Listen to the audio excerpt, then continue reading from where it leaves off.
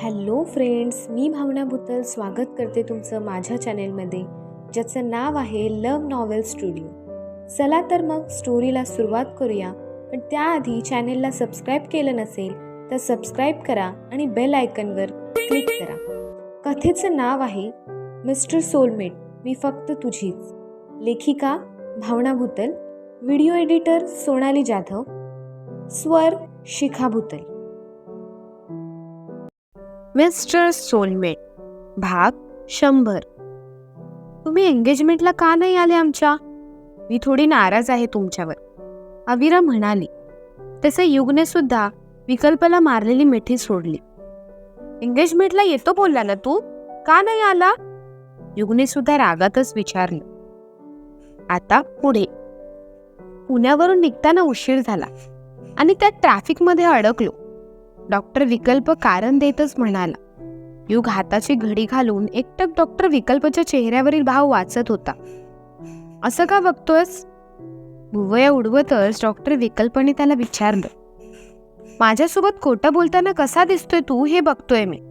जाऊ दे, तुला खरं कारण नाही सांगायचं, मग उगाच खोटं पण नको बोलूस. युग त्याच्यावर नाराज होतच म्हणाला.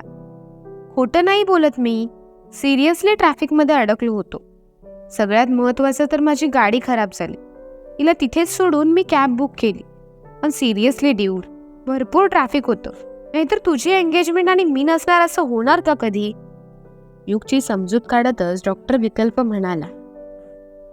मग फोन का नाही उचलत होते तुम्ही? अविराने एका गुप्तहेरासारखी संशयी नजर डॉक्टर विकल्पवर टाकली.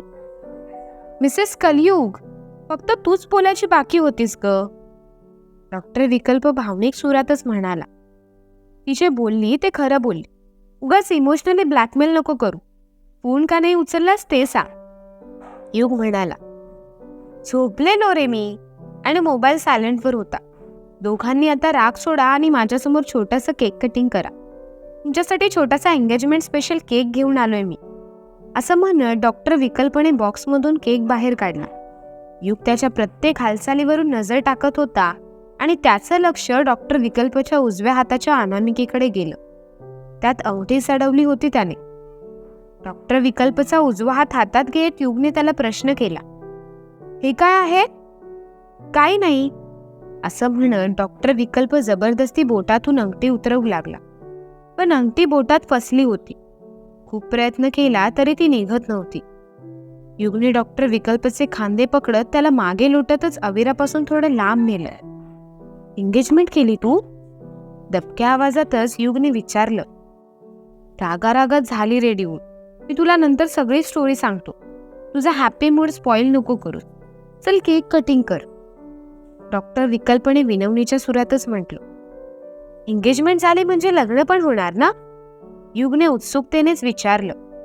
ह्या भ्रमात नको राहूस. माझ्यासाठी स्वप्न बघणं सोडून दे आणि केक कटिंग करायला घे.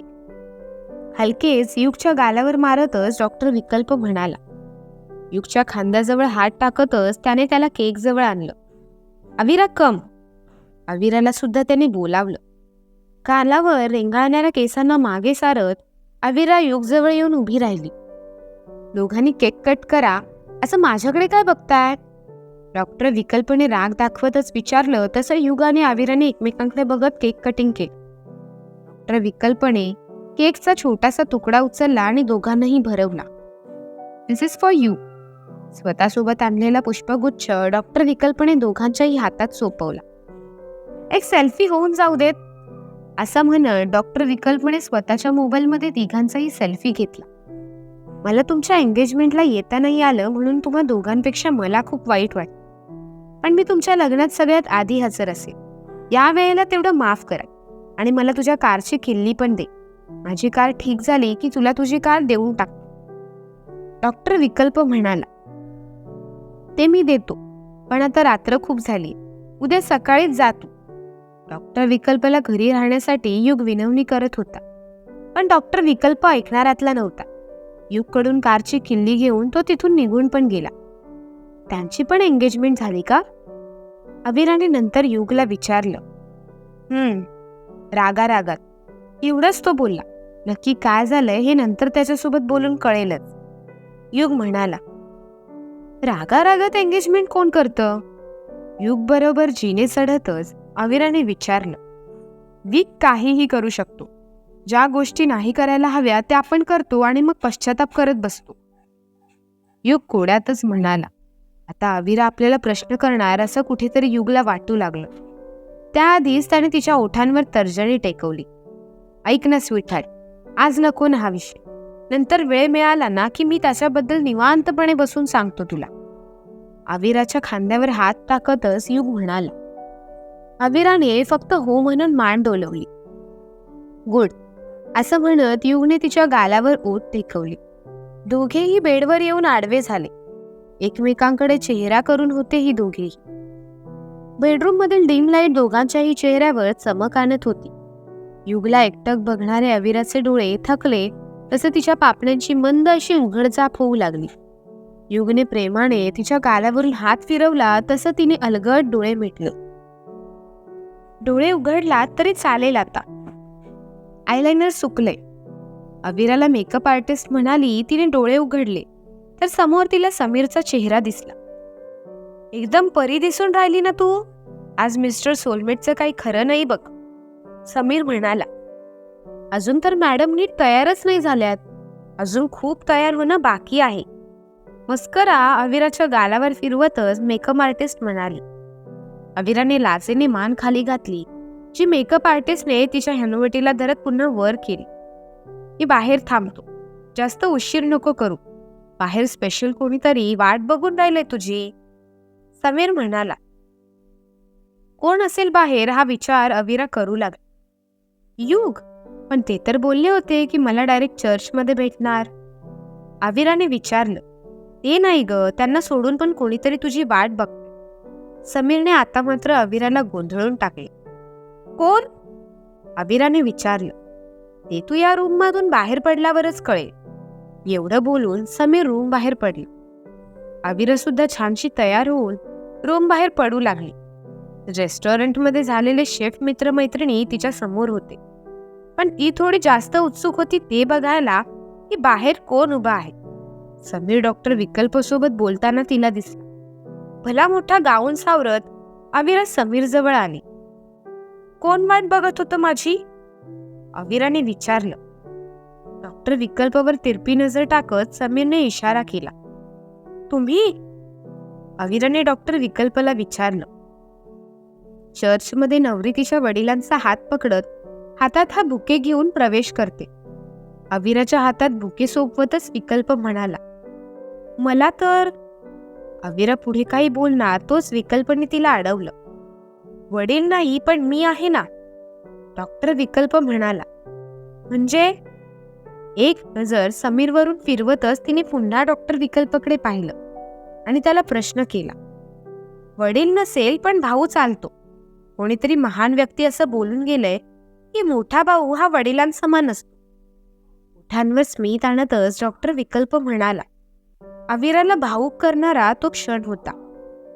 आता रडणार असशील तर मी चाललो, डॉक्टर विकल्पने असं म्हणताच अविराने त्याचा हात पकडतच त्याला अडवलं. मला हा भाऊ खूप आवडलाय. एक भाऊ आपल्या लहान बहिणीसाठी जे काही करतो ते सगळं तुम्ही माझ्यासाठी केलंय, अविरा म्हणाली. तसे डॉक्टर विकल्प गालातल्या गालातच हसला. युग चर्चमध्ये अविराची वाट बघत बसला होता. अंगावर चढवलेला काळा कोट त्याच्यावर खूपच उठून दिसत होता. चर्चमधील पाद्रीने नुकतीच दोघांच्याही लग्नाची घोषणा केली होती. त्यामुळे चर्चमध्ये जमलेल्या खास पाहुणे मंडळींसमोर लाजण्याचं काम त्याचं सुरू होतं. हे लाजणं वगैरे कुठून शिकला तू? अंगदने असं म्हणताच युगने त्याच्याकडे बघत तोंड पाडलं. असं तोंड पाडायला काय झालंय? अंगदने विचारलं. हा वीक अविराला आणायला गेलाय की क्लिनिकमध्ये निघून गेला? किती वेळ लागतोय? युग अस्वस्थ होतच म्हणाला. असं बोलतोय जसं काय वर्षानुवर्षे तुम्ही दोघं एकमेकांपासून लांब आहात. अरे काल रात्रीपासूनच तर ती समीरच्या घरी राहायला गेलीये. 24 तास पण झाले नसते.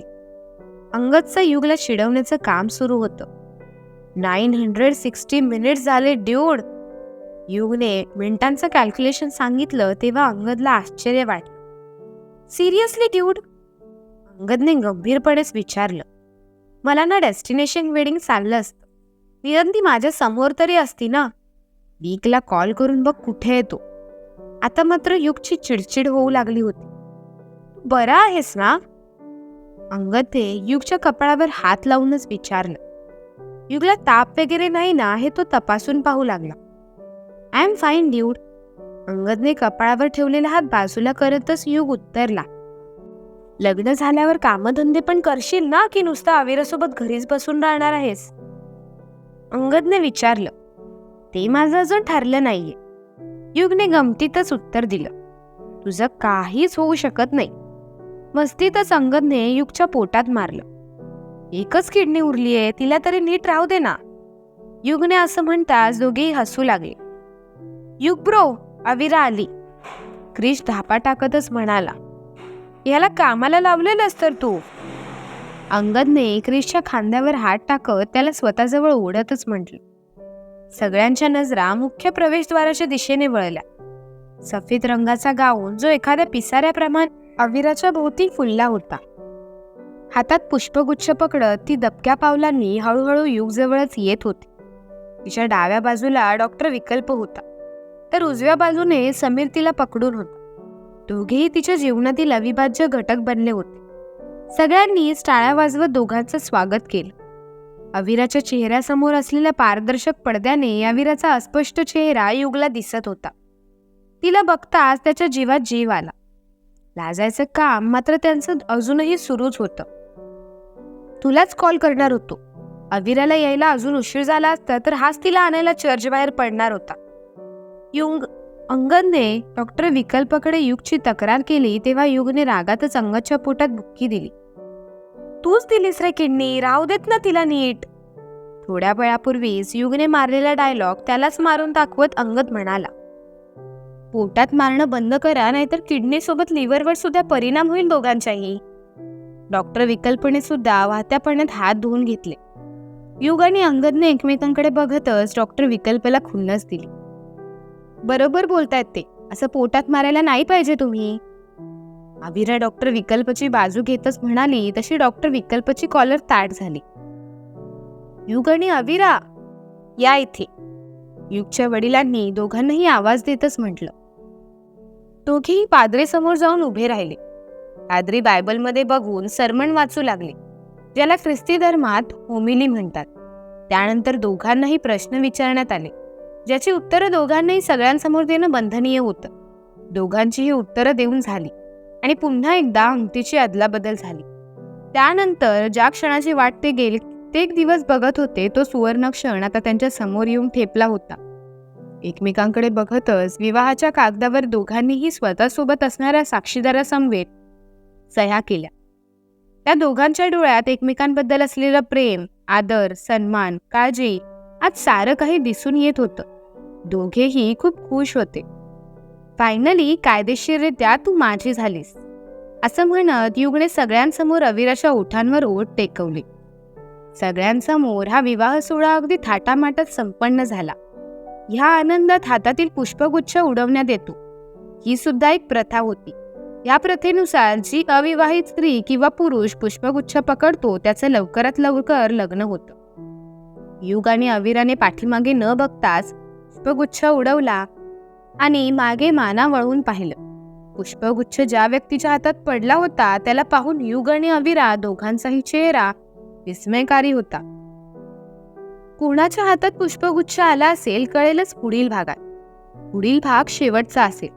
खरं तर हाच भाग शेवटचा असणार होता, पण पुढील भाग थोडा स्पेशल असेल. युगवीराला शुभेच्छा न देता कोणीही जाणार नाही. धन्यवाद.